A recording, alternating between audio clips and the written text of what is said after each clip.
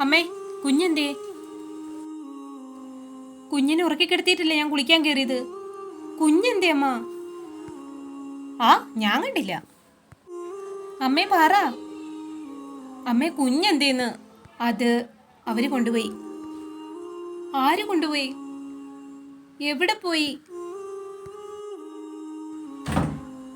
എടി, ഒരു തന്തയില്ലാത്ത കുഞ്ഞിനെ നീ എത്ര നാൾ വളർത്തും?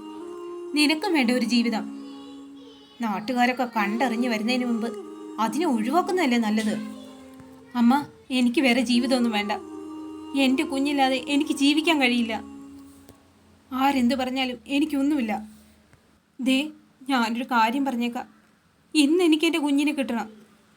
കിട്ടിയില്ലെങ്കിൽ നാളെ അമ്മ എന്നെ കാണില്ല. എടി മോളെ,